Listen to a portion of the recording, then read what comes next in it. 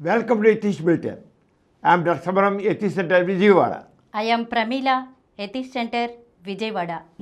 ముఖ్యాంశాలు: మహిమల నమ్మిక ఒక సామాజిక జాడ్యం, ఆ జాడ్యం సామాజిక ప్రగతికి అవరోధం, ప్రముఖ నాస్తికులు ఘోర, ఛాందస భావాలు, మూఢనమ్మకాలు మహిళాభ్యుదయానికి అడ్డుగోడలుగా నిలుస్తున్నాయి. మహిళలని అజ్ఞానం, అవిద్య, అనారోగ్యాలతో కృంగదీస్తున్నాయి. మహిళలు విద్య, విజ్ఞానం అనే ఆయుధాలతో ప్రగతి బాట పట్టాలి. మహిళా ప్రగతికి అవిరల కృషి సెల్పిన పండిత రమాబాయ్. లలాట అధిదేవత బ్రహ్మ, లలాటం బ్రహ్మస్థానం. లలాటాన్న కుంకుమ బొట్టు ఎంతో శక్తిదాయకం అనేది అర్థం లేనిది. డాక్టర్ సమరం. మతం మత్తుమందు వంటిది. కుంభమేళ దానికొక మచ్చు తునక. నాస్తిక కేంద్రం. కొత్తదనంతో ఉరకలేస్తున్న యూట్యూబ్లోని సమరం ఛానల్స్. ముఖ్యాంశాలు చూశారు కదా, ఇక వివరాల్లోకి వెళ్దాం. డాక్టర్ గారు, మహిమల నమ్మిక ఒక సామాజిక జాడ్యం, ఆ జాడ్యం సామాజిక ప్రగతికి అవరోధం అన్న గోరాగారి మాటలను కాస్త వివరించండి. ప్రేమిలా, మహిమలు నమ్మిక, మహిమల్లో నమ్మిక, ఆ నమ్మిక నిజంగా సామాజిక జాడ్యమే. అది ఏంటో తెలుసుకుందాం. మనం మానసిక వ్యాధి, శారీరక వ్యాధులు మనం రకరకాలు చూసే శారీరక వ్యాధులు ఉన్నాయి. మానసిక వ్యాధులు సైకాట్రిస్టులు వాటిని ట్రీట్ చేస్తారు, సైకాలజిస్టులు కౌన్సిలింగ్ చేస్తుంటారు. ఇలా కాకుండా సామాజిక జాడ్యం, అవి మామూలుగా శారీరక రోగం కాదు, మానసిక రోగం కాదు. మానసిక రోగానికి కూడా మందులు ఉన్నాయి. మందులు వేస్తే మానసిక రోగాలు కూడా తగ్గుతాయి, కౌన్సిలింగ్ ద్వారా కూడా తగ్గుతాయి కొన్ని. కానీ ఈ సామాజిక రోగం జాడ్యం చూసావా, సామాజిక రోగం కానీ సామాజిక జాడ్యమే, ఇది మాత్రం మనుషుల్ని చైతన్యపరిస్తేనే, విజ్ఞానవంతులు చేస్తేనే అవి పోతాయి. కానీ ఈ సామాజిక జాడ్యం వల్ల ఎంతో నష్టం కలుగుతుంది. వాటి గురించి వాళ్ళు వివరంగా మనం తెలుసుకోం. ఘోరగాజ్యం కరెక్ట్. సామాజిక జాడ్యము,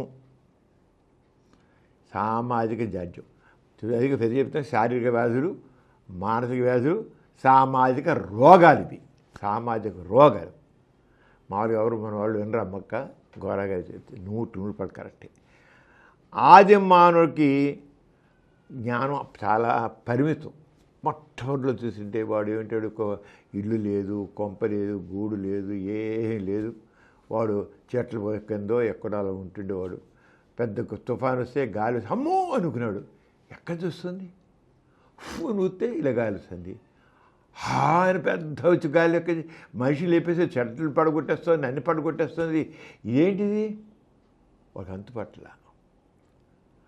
అలాగే ఉంటుంటే ఒక్కోసారి అడవుల్లో పెద్ద బట్టలు వేసి ఫారెస్ట్ ఫైర్ అంటారు. చెట్లు రుద్దుకుని మన అమెరికాలో కూడా జరిగింది కదా.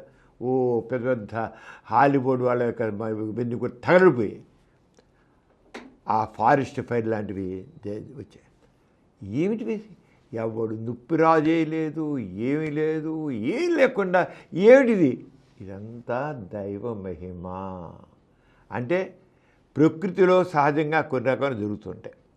అరుదుగా జరిగిన ఈ కొద్దిగా వేరియేషన్, మా రొటీన్ది కాకుండా కొద్ది భిన్నంగా జరిగింది అని అనుకోవచ్చు.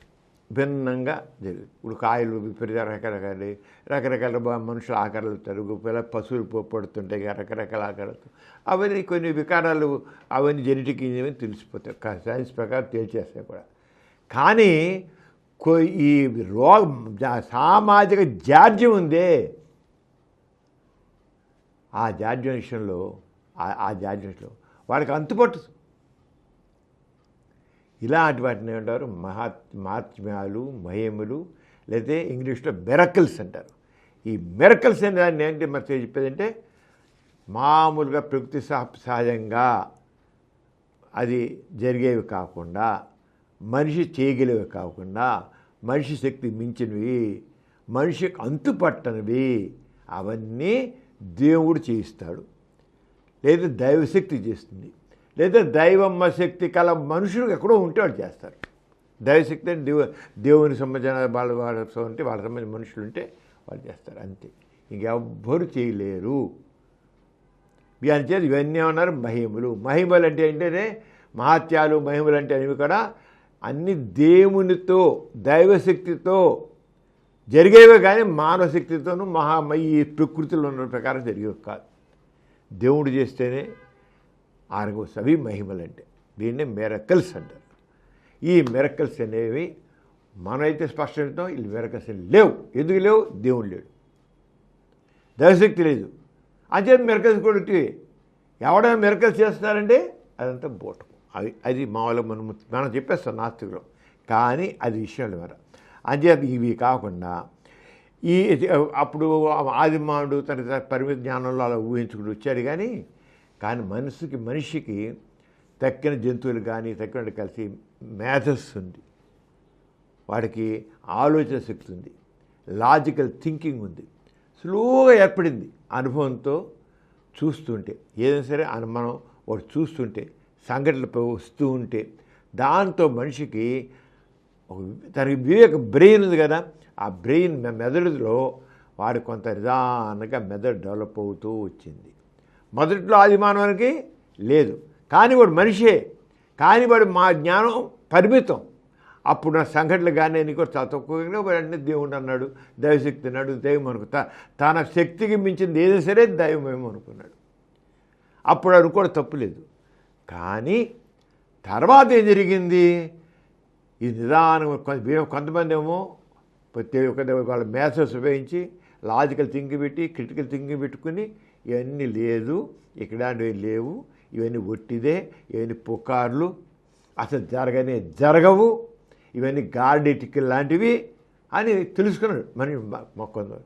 కానీ అందరూ ఆ రంగా లాజికల్ థింకింగ్ చేయలేక, వివేకంతో ఆలోచించలేక, మేథస్కి పని పెట్టక వాడు నమ్ముతూ ఆది మానవుడి దగ్గర నుంచి ఈరోజు వరకు ఈ సామాజిక జాడ్యం ప్రబలుతూనే ఉంది.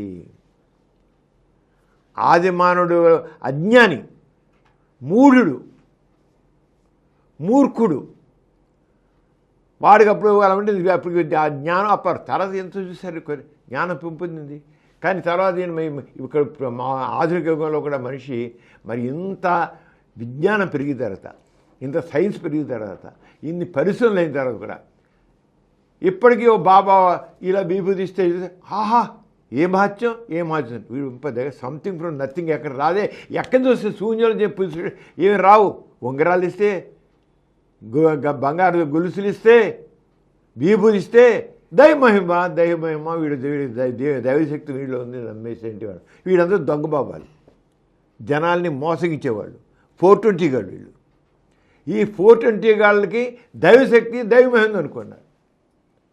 తెలిసిపోయింది. ఆది మానవుడు కొంతమందికి వాళ్ళ యొక్క లాజికల్ థింకింగ్ ద్వారా, క్రిటికల్ థింకింగ్ ద్వారా ఇవన్నీ లేవు, ఇవన్నీ గారిటిక్కులే, వాడు ఎక్కడో దాచేస్తున్నాడు, సంథింగ్ ఫ్రమ్ నథింగ్ లేదు అని తెలుసుకున్నారు. కానీ తక్కిన వాళ్ళు మూర్ఖంగా మోహనంలో ఉన్నారు. దానికి కారణం స్వార్థపరులు, మోసగాళ్ళు, దగాకోర్లు, వాళ్ళు అలా ఉంచుతున్నారు. అంచేత ఈ రంగం ఏంటి, వాళ్ళు మా మేధస్కి పని లేకుండా అజ్ఞానం ఉండిపోతున్నారు. అజ్ఞానం ఉండిపోవడం వచ్చింది. అంచేత ఈ అజ్ఞానాన్ని ఆసరా తీసుకుని ప్రతి చోట ఎక్కడైనా సరే మనిషిలో పక్క సహాయం చేసే మనస్తత్వం ఉందో, మోసం చేసే ప్రవృత్తి ఎలా ఉంది, మనుషులు సత్యం మాట్లాడే ప్రవృత్తి ఎలా ఉందో, కపటం అసత్యం మాట్లాడే బుద్ధి కూడా ఉంది. ఇలా ఉండేకల్లా ఈ మనుషుల్లోనే కొంతమంది మోసగాళ్ళు తయారయ్యి వీళ్ళని బోల్తా కుట్టించవచ్చు, వీళ్ళు బోల్తా కుట్టించవచ్చు, మెరకలు అనుకుంటున్నారు కదా చేద్దాం అని చెప్పేసేసి ఈ యొక్క మహిమల్ని కొంతమంది దొంగ బాబాలు తయారయ్యి ఈ మహిమల పేరిట వాడు జనాల్ని చీచే నాకు ఒక రంగం దైవాంశ సంభూతులు మేము, మాలో దైవశక్తి మాలో దేవుడు ఇచ్చాడు. దేవుడు కళ్ళలో దేవుడు మాలో కనబడి నీకు ఈ శక్తి ఇస్తున్నాను, నువ్వు చెయ్యి, మానవులకి ఎవరికి సహజ మానవులు ఎవరికి శక్తి లేదు, నీకే. ఈ దొంగ బాబాలు తయారయ్యారు, చేశారు, మరి చివరికి ఎంతమంది చూసాం కదా, ఇక వాళ్ళ సామ్రాజ్యాలే నిర్మించేశారు. మనుషుల అజ్ఞానాన్ని ఆసరా తీసుకుని సామ్రాజ్యాలను నిర్మించారు. సత్యసాయి బాబా, డేరా బాబా, ఎంతమంది బాబాలు ఉన్నారు. జనాల్ని బురిడి కొట్టించారు జనం. కానీ ఉన్నాయి నిజంగా వాళ్ళలోని శక్తి ఉన్నట్లయితే నీలాంటి వాళ్ళు నాలాంటి వాళ్ళు లేదు, మేము టెస్ట్ చేస్తాం, నమ్మం, సంథింగ్ నథింగ్ రాదు, శూన్యం జీవి రావు, నువ్వు ఎక్కడి నుంచో సృష్టించే ఉంగరాలు కానీ విభూతి కానీ లేదు, నువ్వు చేస్తున్నావు, పరీక్ష చేస్తాం మేము రా, మేము చూస్తాం అంటే ఒక్క నిలబడ్డే. నిజంగా దైవశక్తి ఉన్నట్లయితే వాళ్ళు నిజంగానే వాళ్ళ శక్తి సామర్థ్యాలు ఉంటే నిలబడాలి. అబ్రహం కోవూరు సత్యసాయిబాబాని ఛాద చేశాడు, నువ్వంతా గాడిటికులు చేస్తున్నావు, నీ చేసే నేను కూడా చేస్తాను రా, నువ్వేదో మహత్యం ఉంటావు కదా, నేను చెబుతున్నా ఇది గాడిటికులని, నేనమ్మట్లా నీ పని గాలి, నువ్వు జమనామా చీట్ చేస్తున్నావు, మోసగాడివి. కొలంబో సత్యసాయి కోవూరు గారు ఇండియాకి వచ్చారు. కోవూరు గారు కొలంబోలో ఉండేవారు. కొలంబోలో సత్యసాయి కొలంబో ట్రిప్ వేసుకున్నాడు. మళ్ళీ అక్కడ ఇంకా తన సామ్రాజ్యాన్ని విస్తరింప చేసుకోవడం కోసం, మూర్ఖ సామ్రాజ్యాన్ని అని చేసుకోవడం కోసం ఆ ఆయన వెనకాతలు ఉండి మరి సోమరిపోతులు కొంతమంది మోసగాళ్ళు వాళ్ళు ఓహో ప్రచారం భజన, ఈయనకి భజన. నువ్వు కోవూరు గారు అన్నారు సత్యసాయి, నువ్వు కొలంబో వస్తున్నావు కనుక నేను నిన్ను తప్పకుండా ఇక్కడ మేము నిన్ను పరీక్షేస్తాము, నువ్వు నాకు ఇష్టమైంది రా అంటే కులం పుట్టిపోతాడు, మాకు క్యాన్సిల్ చేసుకున్నాడు. అలాగే విజయవాడ వచ్చాడు సత్యసాయి బాబా. మరి ఆయన మహా గొప్ప ప్రసిద్ధి కదా, ఆయన ఎంత ఇలా అంటే ఒక గిన్నె ఖాళీకి ఒక 4 మెతుకులు ఉంటే చెవిటి దాన్ని తీస్తే ఆ మెతుకులేమో గిన్నెంతా బియ్యం వండిన బియ్యం అయిపోతుంది, అన్నం అయిపోతుంది. నీళ్ళని ఇలా చేపెట్టి చేస్తే ఆ నీళ్ళు పెట్రోల్ అయిపోతాడు, కృష్ణాది నీళ్ళు. ఈ పెట్రోల్ కోసం చస్తున్నాం, 100 వేల లక్షల కోట్ల రూపాయలు ఖర్చు పెడతాం. కృష్ణాదిలో చేపెట్టి పెట్రోల్ చేయొచ్చుగా, ఎందుకు చేయడు. ఆయన చెయ్యిలో పెట్టి తీస్తే నీళ్లు పెట్రోల్ అయిపోతాడ. అసలు విజయవాడ వచ్చారు. విజయవాడ వస్తే నాసికం తరపున మేము మిమ్మల్ని గౌరవిస్తాం, ఒక వ్యక్తిగా మనిషిగా గౌరవిస్తాం. మీరు నిజంగా మీరు దైవశక్తి ఉన్నట్లయితే, మేము నమ్మడం లేదు దైవశక్తి, మీ దైవశక్తి మేము కోరింది మేము పరీక్షిస్తాం, మీరు చేయండి అని.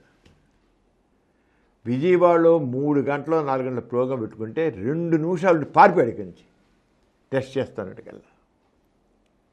ఎందుకు నిలబడ్డు? మోసగాడు కనుక, దగాకోరు కనుక.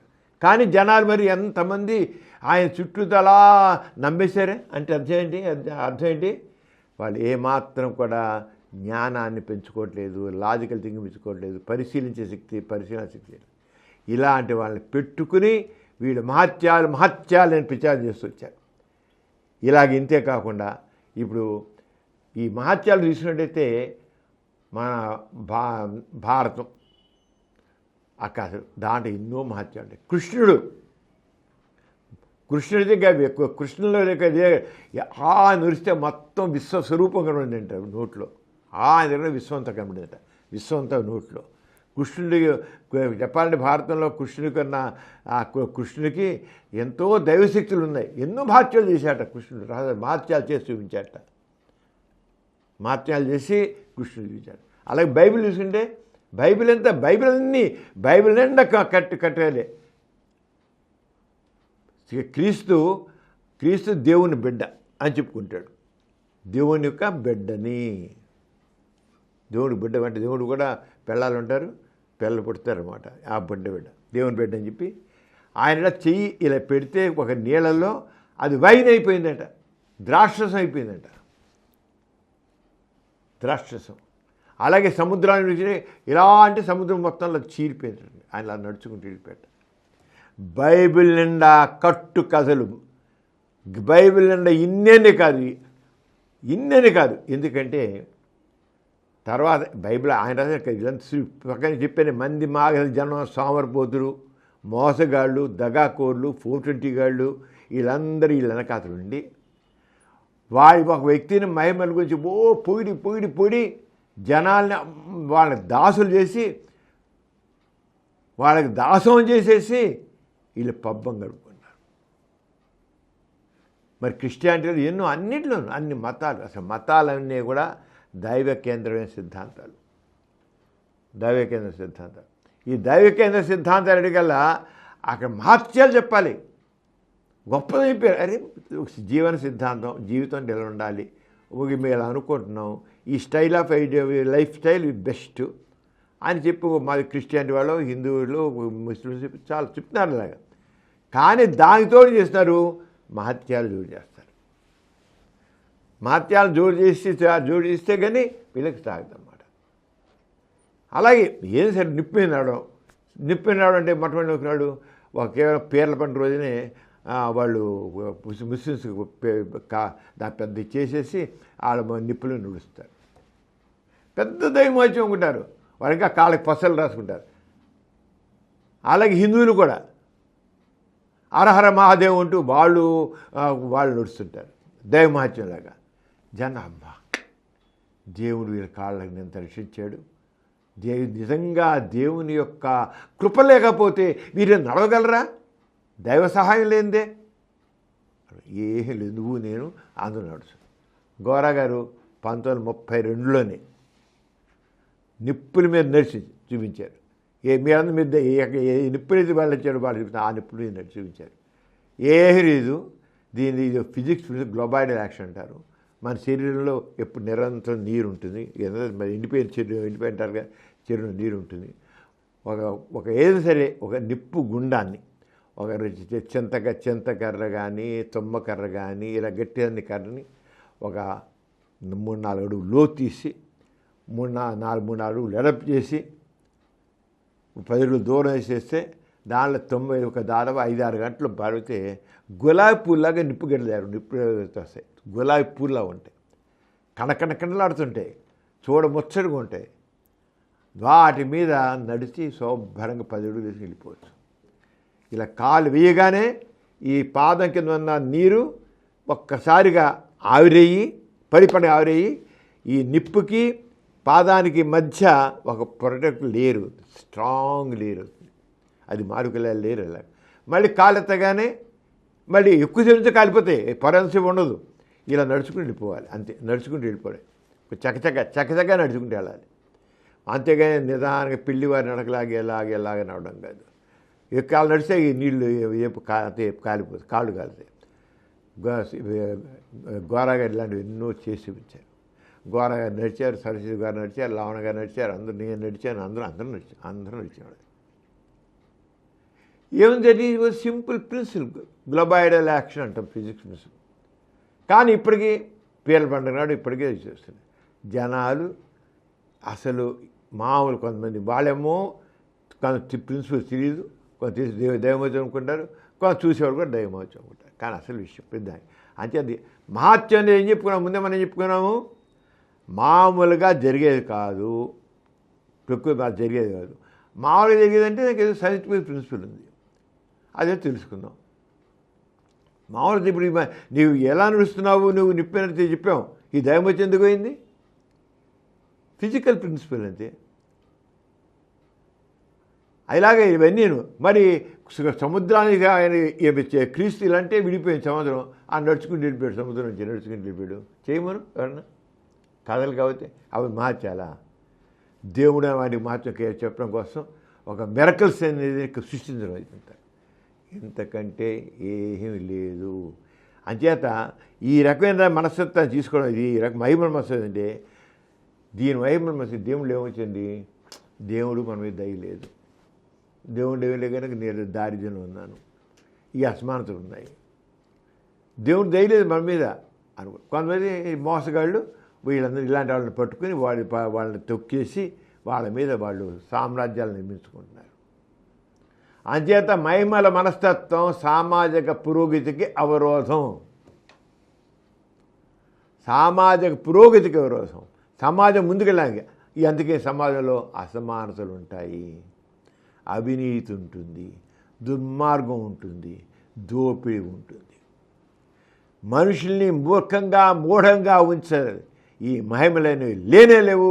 మహిమలో చెప్పాను అబద్ధాలు ప్రతి చోట. ఇప్పుడు ఈ రోజుకి ప్రతి చోట ఒక దైవ కార్యం జరుగుతుంది, దేవుని పేరు కార్యం చేస్తుంటారు, అక్కడ మహిమలు చూపిస్తుంటారు. ఓ దేవుని గురించి చెప్పాలంటే మహిమ గురించి ఆహా ఓహో అని తలలుపుతుంటారు. చదువుకున్నాడు కూడా అంటే ఉన్న బుర్రని ఉపయోగించట్లేదు. నీ జ్ఞానాన్ని ఉపయోగించు, నీ మేధన్స్ ఉపయోగించు, నీ లాజికల్ థింకింగ్ ఉపయోగించు, నీ క్రిటికల్ థింకింగ్ ఉపయోగించు. మూర్ఖంగా ఉండకు. నీ మూర్ఖత్వమే దీనికంత కారణం. లేకపోతే ఇది అందుకనే ఇది సామాజిక జాడ్యము అన్నారు. సామాజిక జాడ్యం. కోవిడ్ టైంలో ఒక చోట పుట్టింది, చైనాలో పుట్టింది, అలా అలా అలా అలా వచ్చేసింది. అది అంటువేసి పోయింది. కానీ ఈ సామాజిక ఆది మానవుని మొదలయ్యి మనిషికి బుద్ధి జ్ఞానం ఉండి కూడా అది కొనసాగుతూనే ఉంది. అందుకు కావాల్సినవి సమాజ చైతన్యం పడాలి. తెలిసిన వాడు ప్రతివాడు కూడా ఈ సమాజ చైతన్యం సామాజిక బాధ్యతగా ఈ మిరకల్స్ అనేవి లేవు. దేవుడు అన్నాడు లేడు అని చెప్పి లేదు. అంతా కూడా మిరకల్స్ అనేవి లేవు. ఇవన్నీ ఏమన్నా మహాత్యాలు చేసేది గాడి ట్రిక్కులు. మనం నేర్చుకుని మనం కూడా చేస్తాం. వాడు నేర్చుకున్నాడు కళ్ళు కప్పడం ఎలా చేయాలా, ఎలా దూపిడి చేయాలో తెలుసుకున్నాడు అంతే. అందుకని లేదు. అంచేత మహిమల ఈ సామాజిక జాడ్యం ఉంది.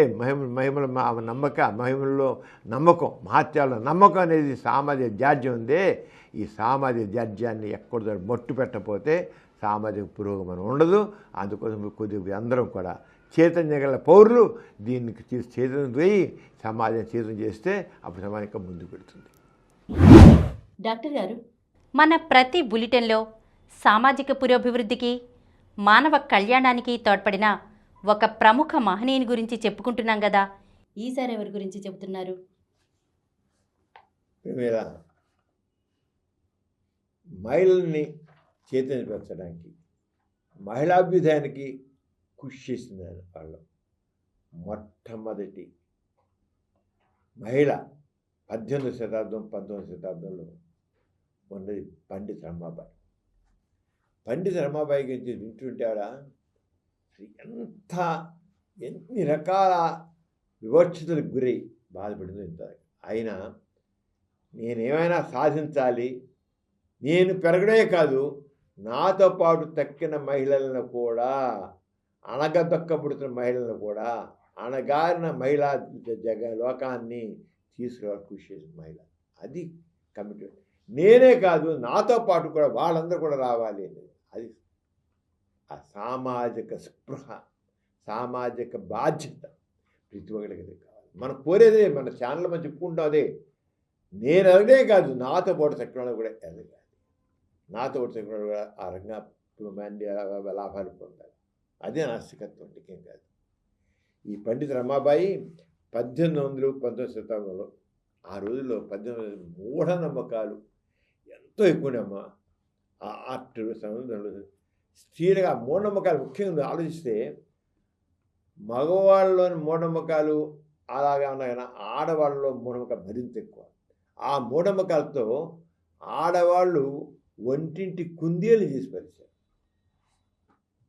మగవాళ్ళు వాళ్ళకి ఆచారాలు, సాంప్రదాయాలు, ఇంకా రకరకాలంటి ఇలా నియమాలు, సాంఘిక నియమాలు, ఈ నియమలే ఆడవాళ్ళకి సమాజం పెట్టడమే కాకుండా తుక్కిపరిచిన సమాజం కిందకి 18-19వ శతాబ్దం కాలంలో, ఆ కాలంలో ఆడవాళ్ళందరూ ఒక పక్క సమాజం పెరుగుతోంది, రెండు పక్క లేడీ మాత్రం ఇంటిలో అణగదొక్కబడేది. అలాంటి టైంలో ఈమె వచ్చి మహిళా సంఘ సంస్కృతిగా రమాబాయి వచ్చింది. ఈ 19వ శతాబ్దంలో మహిళల అభ్యంతరం కృషి చేసిన ప్రముఖులందరూ పురుషులే, చాలా పురుషులే చేశారు. ఆడవాళ్ళు ఇలా ఉంటే ఆడవాళ్ళలోంచి చైతన్యం రావడం కాకుండా, అంటే చైతన్యం రావడం ఏంటి, నోరు వీలేదు నోర్మై అంటారు. ఈ నోర్మి ఏంటి, ఇంకేం మాట్లాడతారు, నోరు ఉక్కేస్తున్నారు, పిసికేసినట్టు చేస్తారు వాళ్ళు. అంటే మహిళల్లో నోరు మూసుకుని వేదనని భరిస్తూ కూర్చున్నారు ఆడవాళ్ళు. పురుష అహంకారంతో, పురుషాధిక్యంతో ఆడవాళ్ళు వాళ్ళలో చైతన్యం రావాలన్నా కుదిరే కాదు. ఏమాత్రం తిరుగుబాటు చేద్దామన్నా ఉన్న చిన్నపాటి సాంప్రదాయాలని ఆచారాన్ని తిరుగుబాటు చేసి వాటిని ధిక్కరిద్దామన్నా సరే ఈ సమాజం మొత్తం సమాజమే ఆరంగా ఉన్న పరిస్థితి ఆలోచించుకో ఎలా ఉంటుంది. ఈ ఆడదాన్ని నువ్వు రత్నానికి లేదు అంటే వ్యక్తిత్వం లేదు ఆడదానికి. అలాంటి వ్యక్తిత్వం లేకుండా రోజుల్లో ఆమె 1820 శతాబ్దంలో మహిళల సర్వతోముఖాభివృద్ధికి మార్గం చేసిన మహిళా సంఘ సంస్కర్త రమాబాయి ఒక సనాతన కుటుంబంలో జన్మించింది. సనాతన చూసుకుని ఎన్ని ఉంటాయో, ఎన్ని ఆచారాలు సాంప్రదాయాలు నిషేధాలు అని ఉంటాయి. స్త్రీ విద్య అంటేనే ఆనాడు సనాతనకు అస్సలు గిట్టదు. ఆడదే చదువుకోవడానికి వీలు లేదు, చదువుకోవడం వీలు లేదు. ఆమె దీక్షతో అమ్మ నాన్న కొద్ది గొప్ప సహకారం అందిస్తే ఇచ్చిన కొద్దిపాటి సహకారంతోనే ఆమె చదువుకుని అరంగేసి కలకత్తా యూనివర్సిటీ నుండి పండిత డిగ్రీని పొందింది. సంస్కృతంలో విజ్ఞాన ఖని ఆమె. ఇక చేసి వచ్చి చదువుకుందా, ఏదో బిఏ సంపాదించి డిఏ లేదా ఎంఏ సంపాదించాను లేదా పీహెచ్డీ చేశాను అని కాకుండా ఆమె అంతా ఏంటంటే అస్సలు ఆడది ఎందుకు చదువుకోకూడదు, చదువుకుని ఏమవుతుంది, బయటికి దిగకూడదు. ఆ బుర్రంతా అలాగే కులమతాల అడ్డుగోడలను కూల్చివేసి, ఈ కులాలు మతాలు ఆచారాలు సాంప్రదాయాలు అడ్డుగోడలను కూల్చివేసి స్వేచ్ఛా వాతావరణంలో ఆలోచిస్తూ సనాతనలను తీవ్రదాన్ని ఎదుర్కొంటూ, సనాతనలు ఉండపక్క ఒప్పుకోట్లా దాడులు ఒప్పుకుంటూ మూఢనమ్మకాలను అధిగమిస్తూ ఎన్నో తుఫాను తట్టుకొని రమాబాయి కారు చిగడ కాంతిరేఖగా మహిళలకు మార్గదర్శకులుగా మారింది. అంత సనాతన ఆ రోజుల్లో అంతే. ఆ రోజు ఏంటి, రెండు పక్క ఇడుంటే రెండు ఎలా ఉన్నాయి, సతీసహము. మగవాడు 3 చచ్చిపోతే ఆడదాన్ని తీసుకెళ్ళి ఆ చిత్రం పారాడు. ఆ రోజుల్లో బాల్యవివాహాలు ఉండేవి. బాల్యవివాహాలు ఉంటే అప్పుడు ఆడపిల్లకి 10 ఏజ్ అసలు రిజిస్టర్ కాదు. ఆ రోజుల్లో రూల్ ఏంటంటే ఆడపిల్లకి రిజిస్టర్ కాకుండానే పెళ్లి చేసేయాలి, అది రూల్ ఆ రోజుల్లో. ఆ రిజిస్టర్ లేని ఆడపిల్ల ఇంట్లో ఉందంటే అరిష్టము, నాకు లేదు, పెళ్లి చేసేది పంపించేయాలి. ఎలాంటి వాడు ఇష్టం ఎవరికీ తీసుకో. ముసలాడు ఒక 10 ఏళ్ళ ఆడపిల్లని ఒక 70 ఏళ్ళ మగాడు గురించి పెళ్లి చేసేవాడు. అసలు అంతుందా అని వీడు తెచ్చేవాడు, గుట్టుకుపోయినవాడు. ఈ పిల్లని తీసుకెళ్ళి 12 ఏళ్ళ పిల్లని తీసుకెళ్ళి ఆ వెతికి పరిచాడు. ఎంత ఘోరం అంటే అంత ఘోరం అన్నమాట అంతా. అలాంటి రోజుల్లో ఊహకి అంత మనం ఊహిస్తేనే ఒళ్ళు గగురు పడుతుంది. అలాంటి వాళ్ళు రమాబాయి మరి చదువుకుని వీటిని ఇలా కాదు అని చెప్పి చేశాడు. ఇక రెండో పక్క తను వేసి ఇంకా ఏంటి కులాలు, ఈ కులాల పేరున మనుషుల్ని విభజించడం ఏంటి అసలు? నో, నేను పెళ్లి చేసుకోవాలి కదా, ఒక వర్ణాంతరం చేసుకో, మీరు చూసుకో. వర్ణాంతరం చేసుకునే కల్లా గగ్గోలు తీశారు అసలు సనాతకుడి గురించి. ఈ కులాలు పనికిరావు, మానవులంతా ఒక్కటే, మైలు తేడా ఉంటాయి. కొలని చేసుకుని కొల నిర్మాణం జరగాలి కొన్నమాట. ఒక కానీ ఇంత చేసుకుంటే ఆ భర్త 1 సంవత్సరం చూసిపోయాడు. పెళ్ళి అయిన సంవత్సరం చూసిపోయాడు. చనిపోయి అప్పటికి కల్పించేసిన అమ్మాయికి ఒక బిడ్డ పుట్టాడు, ఒక బిడ్డ. ఆ బిడ్డ కూడా కుదురు చనిపోయాడు. వాళ్ళకి అమ్మా నాన్న పోయారు. అమ్మా నాన్న కొద్దిగా అమ్మాయిని కాస్త పర్వాలేదు చదువుకోని ఒప్పుకున్నారు. అక్క కూడా ఒప్పుకుంది. ఈడేమో ఇన్ని వ్యతిరేకల మధ్య నువ్వు కన్నది మనకి అన్ని వ్యతిరేకలు చేసే అమ్మా నాన్న చనిపోయారు, భర్త చనిపోయాడు, పుట్టిన పిల్లాడు చనిపోయారు. తర్వాత అక్క కొంచెం సపోర్ట్గా ఉండేది. వీళ్ళంతా చచ్చిపోయాక అక్క కూడా చచ్చిపోయాడు. ఎన్ని షాక్లో చూడు.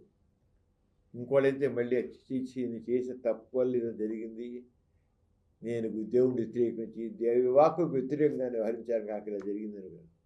నో, కాదు, తగ్గలేదు, తగ్గేదే లేదు. ఏమైనా సరే అక్కడ చేసింది ఇక ఈ ఛాందస భావాలని మూఢనమ్మకాలని విద్యా విజ్ఞానం అనే ఆయుధాలతో మళ్ళీ ఎదుర్కోవాలి ఉద్యమించింది. ఇన్ని మూఢనమ్మకాలైనా ఇవన్నీ ఉన్నాయి. ఆ స్త్రీకి ఆయుధాలేంటి? విద్య, విజ్ఞానం. అది చేయాలని చేసి ఇంకా అజ్ఞానం మీద తిరుగుబాటు చేయాలి, ఈ మూఢనమ్మకాలు తీసేయాలండి. ఇంకా ఈ రంగం చేసి ఈడ ఎక్కడ పండిత రమా 1850 ఏప్రిల్ 23 కర్ణాటకలో పుట్టిందమ్మా.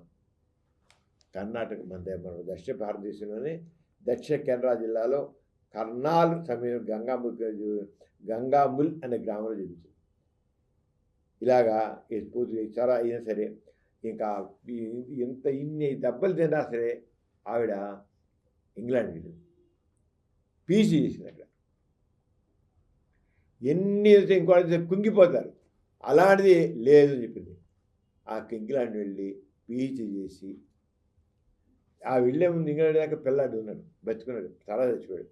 ఆ పిల్లాడిని అక్కడితే ఆ పిల్లాడిని తీసుకెళ్ళి దాంతో పడించుకుని పీజీ చేసి వచ్చి మరి ఇండియా తిరిగి వచ్చి ఇండియాని ఏమైనా మార్చాలి నేను.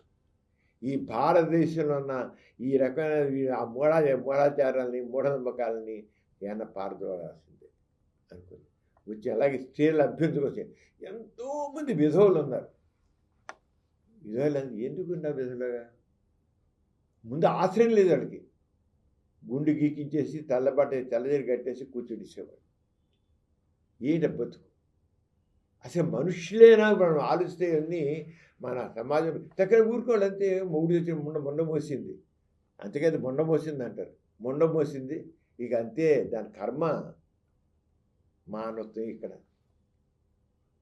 మొండ మోసింది, దాని బతుకంతే కర్మ అనేసేసి అర్థం పర్థం లేని నమ్మకాలతో మూఢనమ్మకాలతో సిద్ధాంతాలతో తోటి మనిషిని అతి హీనాతహీన స్థితిలో ఉంచిన పరిస్థితి అవి.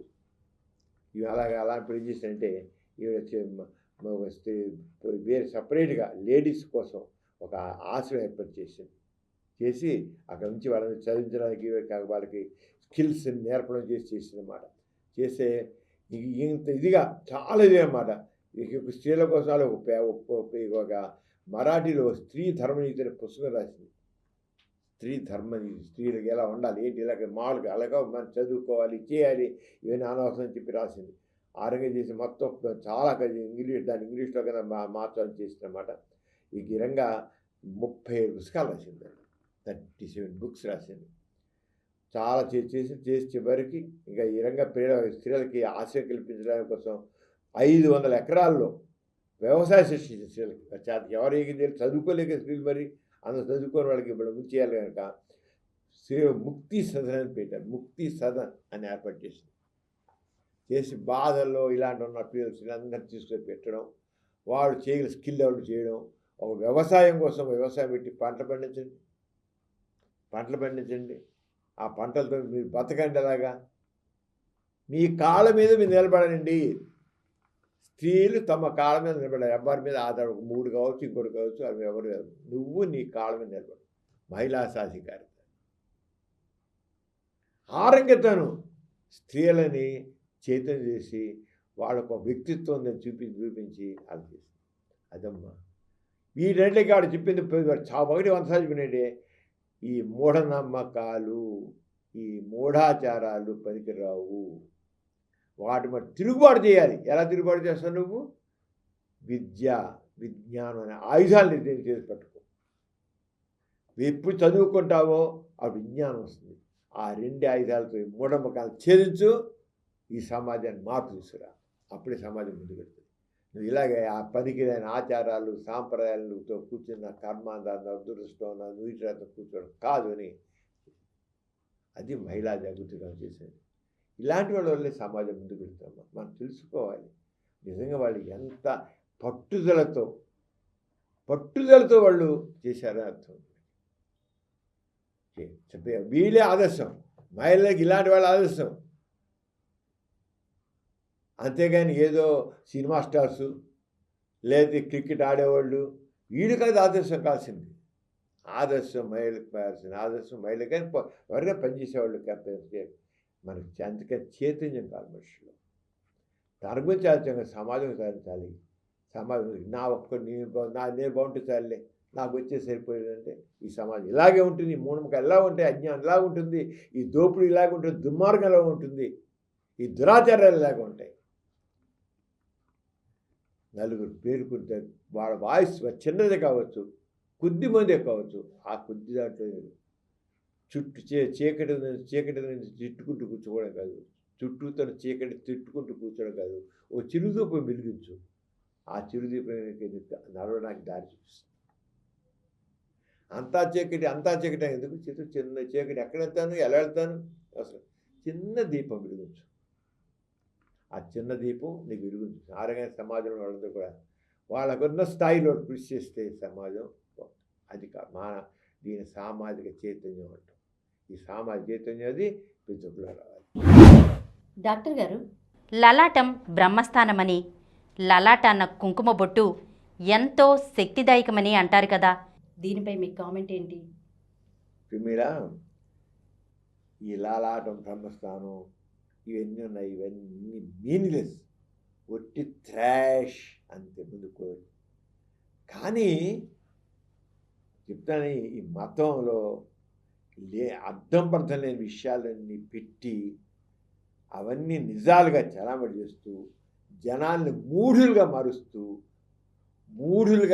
మతం మనుషుల్ని మూఢులుగా మారుస్తూ అవన్నీ ఆ నియమాలని పాటించే తెలుస్తుంది.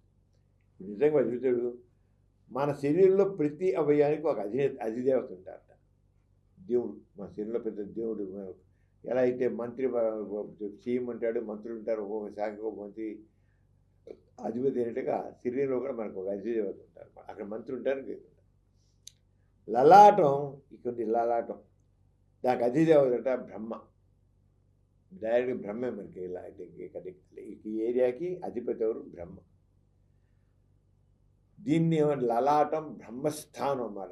దీనికి అధిపతి ఏమో బ్రహ్మ, కానీ ఇక్కడ స్థానం కూడా బ్రహ్మ ఇక్కడ ఉంటాడు, కూర్చుంటాడు. వాడు పీఠం వేసుకుని కూర్చుంటాడు. ఇంకా బ్రహ్మదేవుడికి ఇష్టమైన రంగు ఏంటి? ఎరుపు. అంచేత ఆ బ్రహ్మస్థానమైన లలాటాన్న ఎరుపు రంగు బొట్టు పెట్టుకుంటే ఎంతో మంచి జరుగుతుందమ్మా. బొట్టు పెట్టుకుంటే అందరూ ఫ్యాషన్ వచ్చేసి ఏ చీర కట్టుకుంటే ఏ బొట్టు పెట్టుకోవాలి, ఏ జాకెట్ వేసుకుంటే ఏ బొట్టు పెట్టుకోవాలి, అంతే కదా. ఆరంగా గ్రంథాలు వచ్చేయరుగా ఎంత పెట్టుకోవాలి అని. కానీ ఇవన్నీ ధర్మ విరుద్ధం. చెప్పాలంటే ఇవిడ చేయడం ధర్మ విరుద్ధం. మరి ఇంత పెద్ద కుంకుమ బొట్టు పెట్టారు లెక్క. ఎందుకని? బ్రహ్మదేవుడు కోపం వస్తుంది. బ్రహ్మ లలాటానికి అధిపతి, నా మాటే కాదంటావా? నన్నే ధిక్కరిస్తావా? నువ్వు నా స్థానంలో నువ్వు తీసుకొని ఇంకోటి పెడతావా? ఎరుపు నాది, నా ఎరుపుని తీసుకెళ్ళి నా ఎరుపు తీసుకెళ్ళి ఇంకోటి తీసుకొచ్చి పెట్టావా అంటే నా స్థానాన్ని కూడా కూర్చోబెడుతున్నావు అన్నమాట. ఎంత సాహసం నీకు! మొత్తం అది అలా మనుషుల్ని అరగా చేస్తుంది. కానీ అంతా ఒట్టి బోగస్ మాట. లలాటం బ్రహ్మస్థానం కాదు, బ్రహ్మ అది కాదు. అది వాడు ఇష్టం బొట్టు పెట్టుకుంటారు. బొట్టు అనేది ఒక అందానికి, అది దేవుడికి ఉదాహరణగా చెప్తారు. అదే మా శరీరంలో ప్రతి అవయానికి ఒక్కొక్క అధిదేవత ఉంటారనేది అబద్ధం. అసలు దేవుడు లేడు, దేవత లేదు. లలాట అధిదేవత బ్రహ్మని అతనికి ఎరుపు రంగని, అది అతనికి చింతులని, అందుకని అతన్ని కృప పొందడానికి లలాట అన్న కుంకుమ పుట్టు పెట్టుకోవాలనడం అర్థం లేదు. కృప ఎవరే పెడతారో బ్రహ్మ వాళ్ళు తగ్గుంటారు. అందుకే ఈ రోజులు 6 మంది మంత్రులు, ఎమ్మెల్యేలు, ఎంపీలు ఇలా అందరు బుట్లు ఒకటి ఇంత పురుగు పెట్టుకుంటాడు ఎర్రగా, ఇంత పురుగుకుంటాడు ఎర్రగా. బ్రహ్మదేవుడు మొత్తం ఆడుతూనే ఉండాలి. ఎంత చదువు మొత్తం బ్రహ్మదేవుడు మొత్తం కృప అంతా ఇలాగే ఉండాలి. ఇప్పుడు మనం చూస్తాం ఈ మినిస్టర్స్ వీళ్ళందరూ ఇంత బొట్లు ఇలా కుంకుమ తీసుకుని పెట్టుకుంటారు. మరి అందరూ అది బ్రహ్మదేవుడు అంటున్నారు. ఇవాడు ఇప్పుడు ఉంటున్నాడు, రేపదే పోతున్నాడు ఉద్యోగం, మంత్రి పదవి కూడా పోతుంది. మరి ఎంత పెట్టుకున్నాడు? ఎవరి కృప ఏంటి? మరి ఏం చేశాడు బ్రహ్మ? ఉంటేగా పెట్టి చేయడానికి.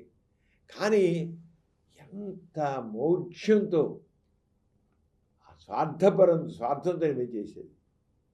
ఆడవాళ్ళకో తప్పకుండా పెట్టారు, పెట్టుకోతే బొట్టు పెట్టుకోతే విధమున్నకి లెక్క.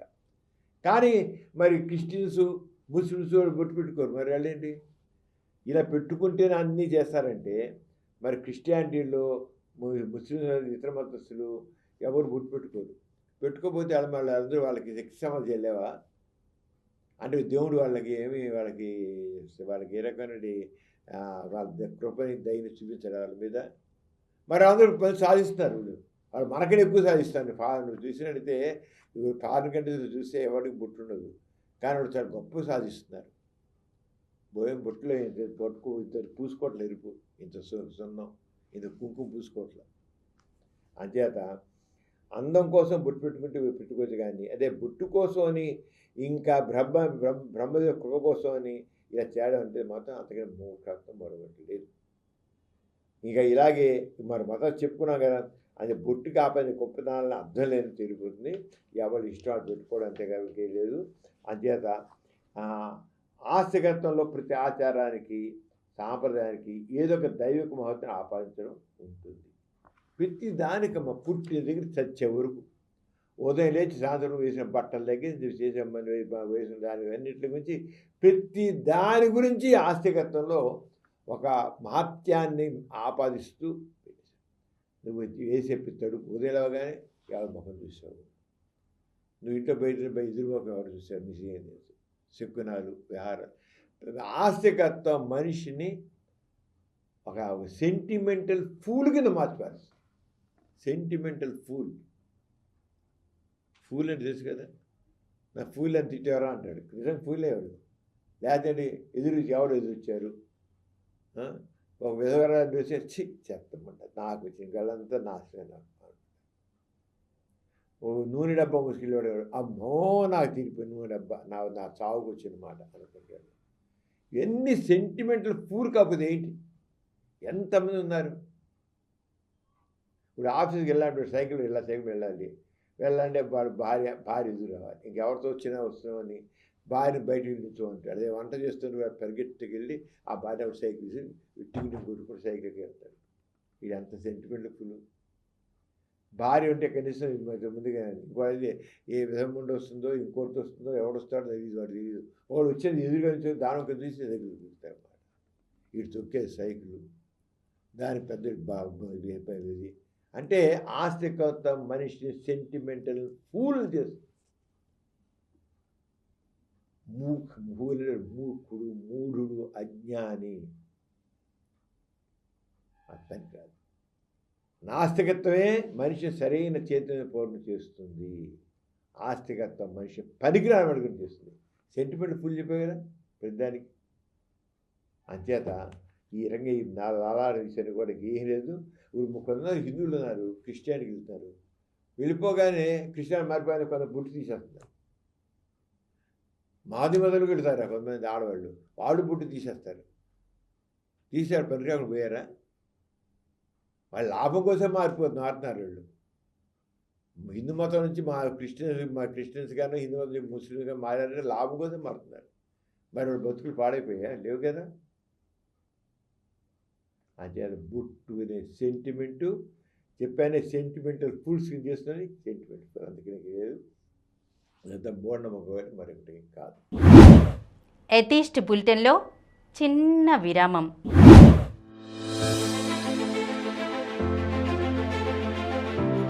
యురేనియం ఎందుకు ప్రమాదకరం? న్యూక్లియర్ యాక్సిడెంట్లు ఎలా జరిగాయి? జూపిటర్ మన భూమిని ఎలా కాపాడుతుంది? నానో టెక్నాలజీ చేయబోతున్న అద్భుతాలు ఏమిటి? మనుషులు అంతరించిపోతే భూమిపై ఏం జరుగుతుంది? టైం మెషిన్ చేసే అద్భుతాలు ఏమిటి? ఏలియన్స్ ఉన్నారని ఆధారాలున్నాయా? సముద్ర అలలకి చంద్రునికి సంబంధం ఏమిటి? సూర్యుడు బ్లాక్ హోల్గా మారితే ఏం జరుగుతుంది? డైనోసార్స్కి ముందు భూమి ఎలా ఉంది? గ్రావిటీ అంటే ఏమిటి? శాటిలైట్స్ భూమి మీద పడకుండా స్పేస్లో ఎలా తిరుగుతున్నాయి? నాసా యొక్క రహస్యాలు ఏమిటి? స్పేస్లో గాలి ఉంటే ఏం జరుగుతుంది? టైటానిక్ మునగడానికి ముందు ఓడలో ఏం జరిగింది? మిమ్మల్ని ఆశ్చర్యపరిచే ఇలాంటి అద్భుతమైన విషయ సమగ్ర సమాచారాన్ని అందించడానికే మా సమరన్ ఛానల్స్ ఖగోళ విజ్ఞాన కార్యక్రమం. ఎథీస్ట్ బులెటిన్కి తిరిగి స్వాగతం. డాక్టర్ గారు, మతం మత్తుమందు వంటిది. కుంభమేళ దానికొక మచ్చుతునుక. సెక్యులర్ స్టేట్లో ప్రభుత్వం ఇటువంటి వాటికి కొమ్ము కాయడం ఎంతవరకు కరెక్ట్ అంటారు? మన సెక్యులర్ స్టేట్ చాలా కరెక్ట్గా చెప్పారు కదా. అంటే మత ప్రమేయం లేనటువంటి రాజ్యాంగం మన రాజ్య వ్యవస్థ.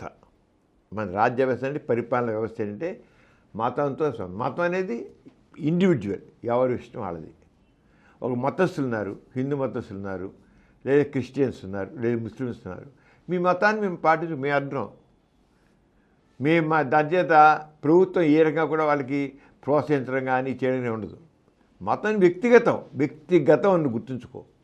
ఆ వ్యక్తిగతం నీకున్న అవకాశాలు నువ్వు నమ్ముకో, నువ్వు చేసుకో. అంతేగాని మాకు ఇది సెక్యులర్ వ్యవస్థలో. ఇంకా కొన్ని తీసుకున్న రష్యా లాంటి వాళ్ళు తీసుకున్నట్టు ఏం చేశారంటే అసలు మతానికి ఇటువంటి మేము ప్రోత్సాహము, అసలు మతం ఉండకూడదు, మతరహితంగా ఉండాలి అనేది కూడా వచ్చింది. అసలు మతం కొన్ని దేశాలు అయితే అసలు మతాన్ని మేము వీరెందరకు తీసేస్తాం, అసలు మత నమ్మికల్ని ఒప్పుకోం అని కూడా ఉంది. అంతవరకు ఆ రంగం కూడా ఉన్నాయి. ఎథిస్ట్ కంట్రీస్ కింద ఉన్నాయి, కొన్ని ఉన్నాయి. లేకపోతే ప్రపంచంలో ఎథిస్ట్ కంట్రీస్ కూడా ఉన్నాయి, ఎక్కువనాయన ఉన్నాయన్నీ ఉన్నాయి. అంచేత ఎథిస్ట్ కంట్రీస్ కూడా ఉన్నాయి. అంటే అక్కడ అసలు దేవుడు, మతము, మతాచారాలు, సాంప్రదాయాలు ఉండడానికి వీలు లేదు, అందరూ మనలో ఒకటే. అలాంటివి ఉన్నప్పుడు మన సెక్యులర్ అంటే మంది కూడా ఆ రంగా ఇక్కడ ఏం చేసిన ఇక్కడ మన రాసిన అంటే మతం వ్యక్తిగతం, మీ వ్యక్తిగతం, నువ్వు నమ్మితే నమ్ముకొని నువ్వు చేసుకో, మీ ఎవరు దాన్ని ఇంటర్ఫియర్ అవ్వని. అలాంటి సందర్భంలో మనం ఆలోచిస్తే మనకి నదులకి పుష్కరాలను పెడతారు. ఈ పుష్కరాలు హిందూ దేశంలో ఎక్కడ లేదు. ఈ పుష్కరాలు, నదులు, అక్కడ దేవతలు మునగడాలు, దాంతో ఉండుతాయి. మనకు 7 జన్మలేక పాపాలు తుడిచిపోతాయి అండాలు, ఇవన్నీ మనకే ఏర్పడింది. అజ్ఞానం ఉంది కనుక. ఈ సామాజిక జాడ్యం ఉందే, మహిమల మహత్తత్వం ఉంది సామాజిక జాడ్యం, ఇది మన భారతదేశంలోనే ఉంది. ఏ భారతదేశంలో ప్రపంచంలో ఎక్కడ ఏ నదులకి పుష్కరాలు లేవు. ఇప్పుడు పుష్కరాలని మామూలుగా ఉంటాం, మనం ఏమంటాం 12 ఏళ్ళకి ఒకసారి వస్తుంది, 12 రోజులు ఉంటుంది అంటారు. ఇప్పుడు కుంభమేళా కూడా పుష్కరాలే. అవి ఎప్పుడు ఎన్ని రోజులు చేశాను నీకు? ఇది కుంభమేళా జనవరి 13 నుంచి ఫిబ్రవరి 26 వరకు. 12 రోజులేనా? జనవరి 13 నుంచి ఫిబ్రవరి 26 వరకు అమ్మ. ఈ ఏర్పాటు చేయడానికి మన ప్రభుత్వం, ఉత్తరప్రదేశ్ ప్రభుత్వం 6,990 కోట్లు కేటాయించింది. 6,990 కోట్లు పేరుకే. దీనికి ఏం చేసింది? ప్రపంచంలో ఉన్న హిందువులందరూ వచ్చి ఒక చోట ఉండాలి, చేయాలి.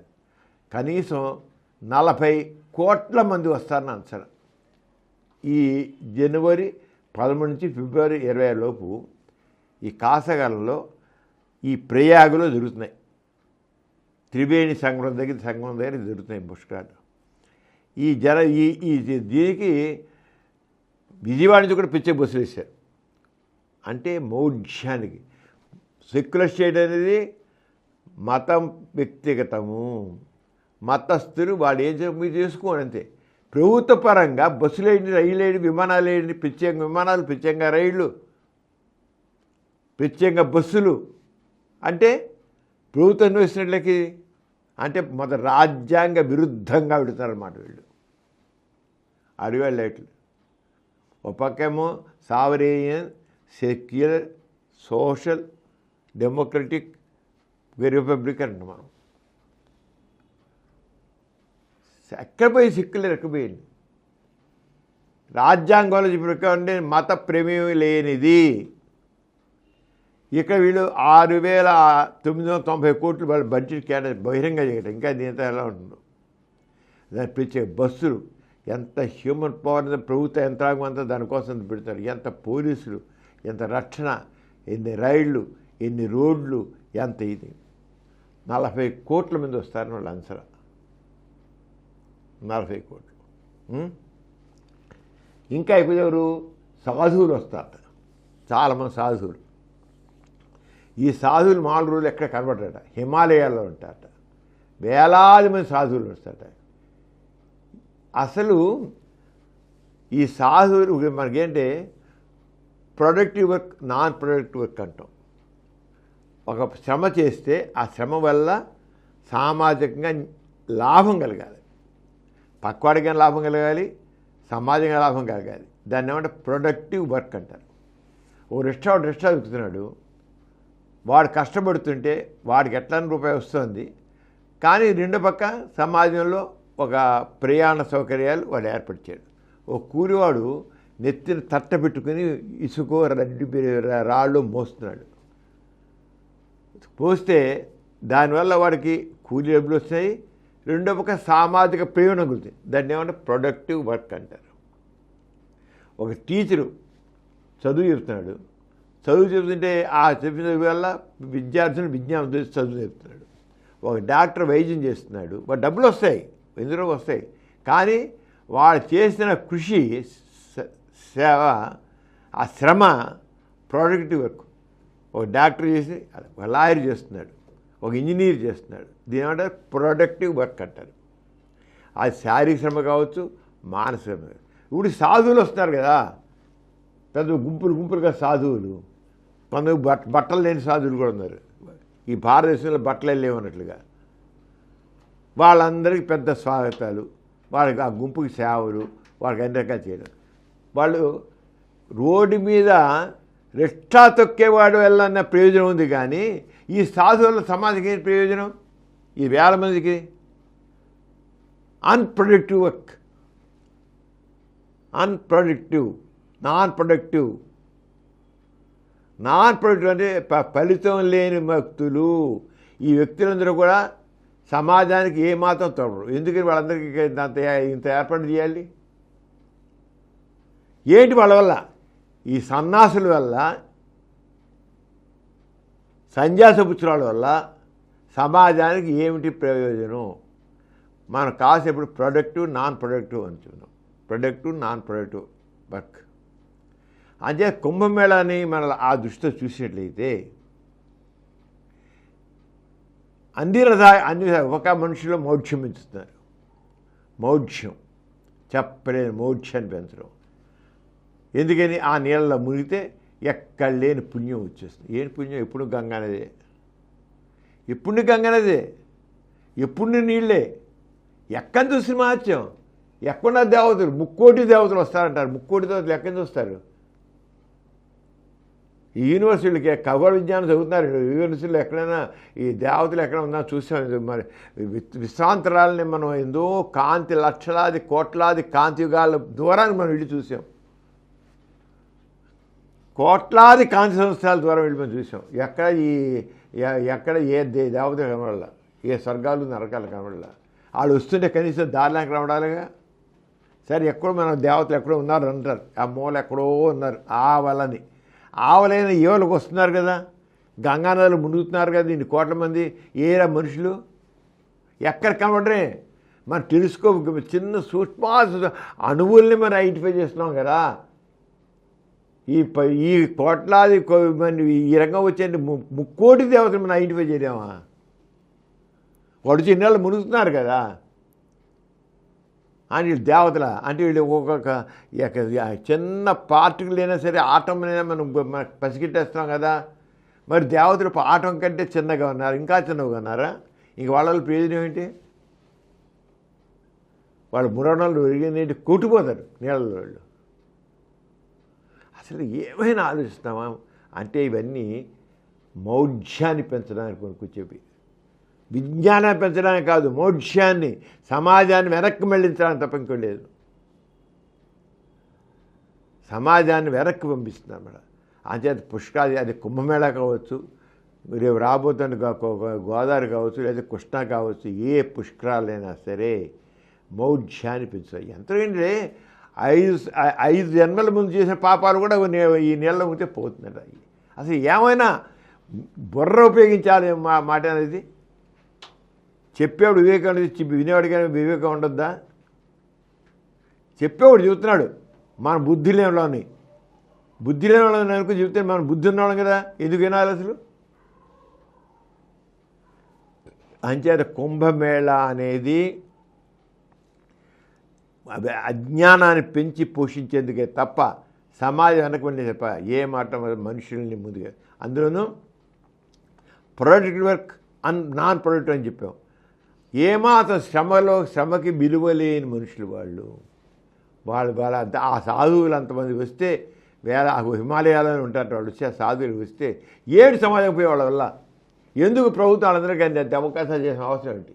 పనికిరాని వాళ్ళందరినీ ఎందుకు వాళ్ళని ఇలా చేయాలి? పనికిరాని వాళ్ళు ఇక రోడ్డు మీద ఒక కూలివాడు బెటర్ మనకి. ఊరు తిని కూర్చున్న వాళ్ళ వల్ల ఏమైనా సమాజానికి ప్రయోజనం ఉందా? పక్కవాడికి ప్రయోజనం ఉందా? అసలు వాడికి ముందు ప్రయోజనం ఉందా? మానవ జన్మ ఇచ్చిన వాడికంటూ ప్రయోజనం ఉందా? వాడేమైనా విజ్ఞానం చదువుతున్నాడా? మనుషులు ఆలోచించాలి. ఈ రంగా ఆలోచించకుండా ఏదో మతం, ఆచారం, సాంప్రదాయం అనుకుంటుంటే మౌఢ్యాన్ని పెంచడమే. మౌఢ్యం అనే సమాజ ప్రజలకు అవరోధం. అంటే కుంభమేళ అనేది సామాజిక ప్రయోజనానికి విరుద్ధమైనది. వచ్చే సన్యాసులందరూ, ఆ యోగులందరూ లైక్ వెళ్ళేవాళ్ళు ఏంటి, ఎందుకోసం వెళ్ళాం వీళ్ళందరూ? ఎంత పెట్రోల్ వేస్ట్, విమానాలు, రైళ్ళు, కార్లు, బస్సులు, ఎన్ని వాహనాలు ఎంత వేస్ట్. దేనికోసం? మోక్షం కోసం. అందుకని ఆలోచించాలి. ప్రతి వాళ్ళు ఆలోచన నేర్చుకోవాలి. అంచేత ఆ రంగా చూసినట్లయితే మనకి ఈ కుంభమేళ అనేది ఎందుకు పనికిరాంది, దీన్ని ప్రభుత్వం ఇటువంటి వారి ఈ మోఢ్యానికి కార్ల్ మార్క్స్ స్పష్టమైన మతం మత్తు ఉంటుంది, మతం మత్తు మందు వంటిది, మతం మత్తు మందుది. అలాగే ఒక పక్కేమో కొకైన్ వద్దు, గంజాయి వద్దు, అదోది ఇద్దని ప్రభుత్వం ప్రకటన చేస్తాయి. ఆ కొకైన్ గంజాయి కంటే కూడా మతం మరీ డేంజరస్. మత్తు మందు చాలా డేంజరస్. ఈ డబ్బులు కొనుక్కోవాలి, అదేం లేదు. జనాల్ని మాటల గాడితో మనుషుల్ని ముంచెత్తడం అంతే. కొకైన్ కంటే కూడా, గంజాయి కంటే కూడా, ఎల్ఎస్డి కంటే కూడా ఇది చాలా ప్రమాదకరమైంది. మత్తు మందు మనుషులను ఆలోచింపుకొని చేస్తుంది. అది ఆ రకంగా చూస్తే కుంభమేళాకి ప్రభుత్వం ఇచ్చే ప్రోత్సాహం, ప్రభుత్వం ఇచ్చే సౌకర్యాలు మన సెక్యులర్ రాజ్యాంగ నిబంధనలనే ఉల్లంఘించడం వ్యతిరేకం అని చెప్తాను నేను. దానిలో ఏమీ ప్రయోజనం లేదు. ప్రిమేళ ఇవాళ చాలా విషయాలు తీసుకున్నాం మనం. మెయిన్గా ఉంది సామాజిక జాగృతి, సామాజిక చైతన్యం. మనుషులు విజ్ఞానవంతులు అవ్వాలి, ఆలోచించాలి. ఏదికైనా సరే ఎందుకు, ఏమిటి, ఎలా ఆలోచించాలి. తోటి మనిషి గురించి ఆలోచించాలి. ఈ సమాజం అభ్యున్నతి కోసం ఆలోచించాలి. ఇవి ప్రతి వ్యక్తి అవసరం. వాటి కోసం ప్రతి వ్యక్తి కృషి చేయాలి. తాను ఎదగడమే కాదు, ఈ సమాజం కూడా ఎదగాలి. తాను బాగుపడడం కాదు, సమాజం కూడా బాగుపడాలి. ఆ ధ్యేయమే నాస్తికత్వం. వాస్తవికత, సంఘదృష్టి, వ్యక్తిత్వం. ఏదైనా నిజం అవ్వాలి, సత్యం మీద ఆధారపడాలి. ఏ సిద్ధాంతమైనా, ఏదైనా సరే ఏ సత్యం మీద, వాస్తవికత మీద ఉండాలి. సంఘదృష్టి, సమానత్వం, అందరికీ సమానమైన అవకాశాలు రావాలి, సమానమైన గౌరవం కావాలి, సమానంగా ఉండాలి. ప్రతిదీ అసమానత పనిరావు, ఎక్కువ తక్కువ పనికిరావు. కులాల్లో హెచ్చుతగ్గులు, మతాల్లో మధ్య సంఘర్షణలు. What is this? సంఘదృష్టి ఏది? అంచేత నాస్తికత్వంలో వాస్తవికత, సంఘ. మూడోది వ్యక్తిత్వం. ప్రతి వ్యక్తి స్వేచ్ఛగా ఆలోచించగలడు. వ్యక్తే చేసేది ఎవరు లేడు అసలు. వ్యక్తే ఈ సమాజాన్ని మార్చేది వ్యక్తే. వ్యక్తి సర్వస్వతంత్రుడు. Man is master, man is supreme. దేనికి బానిస కాదు. స్వేచ్ఛ, సర్వస్వతంత్రుడు. ఆలోచించగలడు, చేయగలడు. మనిషే ఏం చేసినా, ఈ మార్పు చేసినా ఏం చేసినా మనిషే. దైవశక్తి అనేది లేదు, దేవుడు అనేది లేదు, ఏమీ లేదు. మనిషే చేయాలి. అటువంటి మనిషి యొక్క వ్యక్తిత్వాన్ని గుర్తించాలి. ఆ మనిషికి ఉన్నతికి తోడ్పడాలి. ఆ మనిషి కూడా నేను కృషి చేస్తేనే ఏదైనా మార్పు వస్తుంది. ఇదంతా కూడా నా నుంచే నేనే. నాకు ఎవరు నాకు సహాయం చేయడం కాదు, ఎవరి కోసం ఎదురు చూడడం కాదు, ఎవరిని ప్రార్థించడం కాదు, ఎవరిని పూజించడం కాదు. నేను కృషి చేయాలి. నేను నా మీద ఉంది అంతా. నేను ఎదగాలన్నా, సమాజం బాగుపడాలన్నా, అందరికి అవకాశాలు రావాలన్నా నేను కూడా దాంట్లో భాగస్వామి అవ్వాలి. నేను కూడా ఎవడో ఇస్తారు, ఎక్కడ వస్తుంది, ఏ దేవుడో ఇస్తాడు, అదృష్టం ఉంటే వస్తుంది, లేదు ఈ మాటలు పనికిరావు. నువ్వు కృషి చేస్తే వస్తుంది. నువ్వు నలుగురు తగ్గమంటే నలుగురు సహకారం ఉంటుంది, లేకపోతే లేదే ఉండదు.